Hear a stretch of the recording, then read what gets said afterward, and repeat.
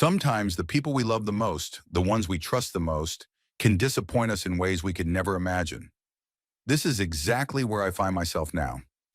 A marriage I believed was going well all along, and now everything is falling apart. That day when my wife came out of the garage and walked into the kitchen, she had no idea that everything was about to change. As for me, I sat there, waiting in a silent rage brought on by the truth that was about to upend my life. What mattered most was what I would do after this betrayal.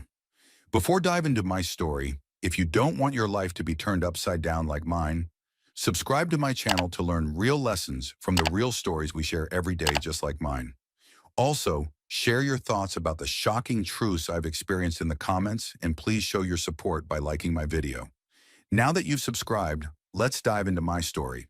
It all started one morning. That day was just an ordinary day, like any other.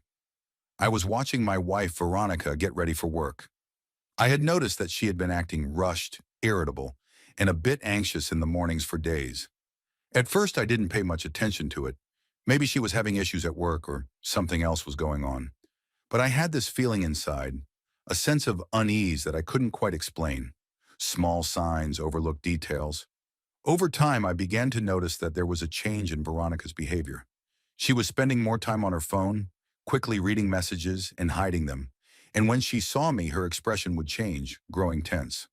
One day, while I was home alone, I noticed that Veronica had left her phone on the kitchen table. A sudden urge rose within me. It was as if the truth inside that phone was calling me. The voice inside me whispered, "Look," it said, "you'll find your answer there." But I didn't act immediately. I wanted to trust my wife. My love for her, in that moment, suppressed my doubts.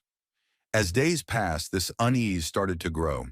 She always kept her phone with her, and sometimes she would tell me she had to work late. Everything seemed reasonable, yet that voice inside me was growing stronger.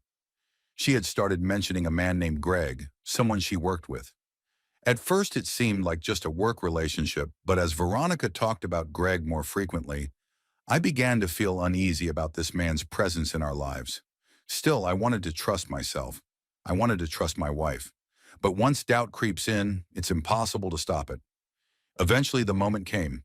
One day when Veronica went out for what she called a work dinner, she had forgotten her phone at home again. At that moment, I knew everything would become clear. I picked up the phone, my hands trembling. When I opened her messages, I found her conversations with Greg. My heart felt like it was about to leap out of my chest. The messages revealed not just a work relationship, but something much deeper. The words on the screen confirmed that she was cheating on me. Greg's messages to her, the times they met, their intimate moments. Everything was there. I was in shock, but at the same time, there was a strange sense of relief. The uncertainty and doubt that had been eating away at me for months were now confirmed. But that relief was soon replaced by a deep anger. Veronica had chosen to share her life with me, yet now she was living a life with another man. In that moment, I made a decision. I wouldn't confront her right away about this betrayal. I would wait for everything to come to light. I would wait for the right moment, the moment that would force her to face her infidelity. For days, I carried this secret. Every night, as she lay beside me, knowing she had betrayed me, this feeling grew inside me, but I was determined to keep my cool. It would be easy to accuse her, to demand answers, but I wanted to show her the full extent of her betrayal. I watched her every move, the late nights at work, the hidden messages on her phone. Everything was like a puzzle, and the pieces were falling into place. My doubts had solidified into certainty, but I decided to wait. I waited for everything to unfold perfectly. When the moment of confrontation came, I had to be fully prepared. Finally, the moment arrived. One day when Veronica went out again for one of her so-called work meetings, I prepared the scene for our confrontation. A small table, a few objects. The stage was set. My wife was about to step onto the stage of our life. When she walked in, she had no idea that everything was about to change, and she had no idea that I was so prepared. And then it happened. When she walked in, I was sitting in the kitchen. It was time to confront her. I had moved a small table and placed a few objects on top of it. The stage was set. This wasn't a game, but I was about to put on a performance. When she walked in from the garage and saw me, she hesitated. She was trying to figure out if something was wrong. "Thomas, what are you doing? Is something wrong?" she asked, her voice slightly trembling. I shook my head slightly. "No, nothing. I just need you to help me with something," I said. "Help you with what? What are you talking about?" she asked, her curiosity growing. I picked up a small object from the table and held it up towards her. "This," I said proudly, "is a manhood cage. Cucked husbands wear it." Her eyes widened so much they looked like snail eyes on stalks. She didn't know what to say. What are you doing? Is this a joke, Thomas?" Her voice was trembling, but she knew I was serious. "It's not a joke," I said calmly. "I did some research. Husbands like me wear this cage. You'll carry the key around your neck, and after your bull finishes with you, you'll let me out, if you feel like it." She looked at me with eyes that didn't know what to say. "Bull? What are you talking about?" The rising pitch in her voice was now giving way to anger, but I didn't back down. "The bull, the man you're with, Greg, your lover. While you're with him, I watch, and then if I get a turn, I clean up." At that moment, time seemed to stop. The look on her face was a mix of guilt and denial. "Are you implying I'm having an affair with Greg?" she shouted. But I stayed calm and answered, "I'm not implying anything, I know. But I'm not blaming you. I'm just trying to understand my role."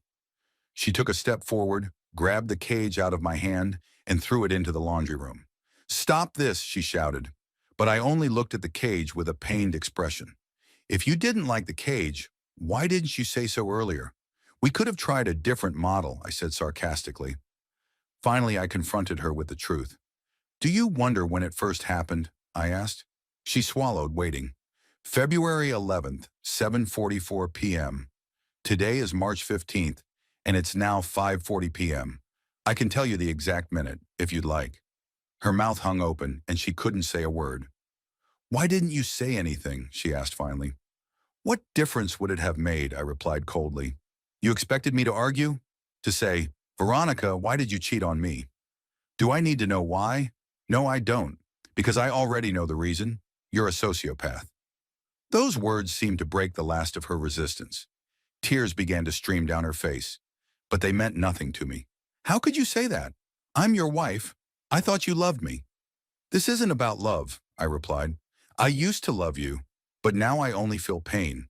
The moment I found out you cheated, the love was gone." Veronica stood there with an empty expression on her face. "So what happens now?" she whispered, almost inaudibly. I looked at her. "We're getting a divorce, Veronica. The time has come." I could see from the fear on her face that she couldn't accept it. "No, no, I don't want a divorce. My relationship with Greg is over. I swear I'll dedicate the rest of my life to you. I'll be the best wife to you, Thomas. Please." Her words stirred nothing in me. "It's too late," I said. "There's no turning back now. From the moment I learned of your betrayal, everything was over."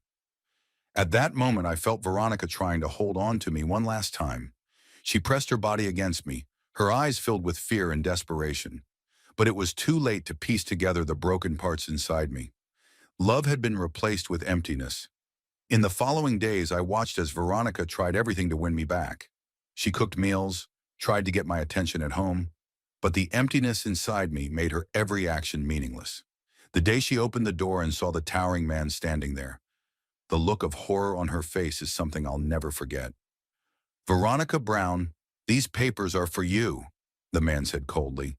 As Veronica looked at the papers in her hands, I simply stood there, expressionless. These papers were the real consequence of her betrayal. As the divorce papers were handed to her, she collapsed to her knees and began to cry. She was lying on the ground crying helplessly, but nothing was going to change now. There was no turning back.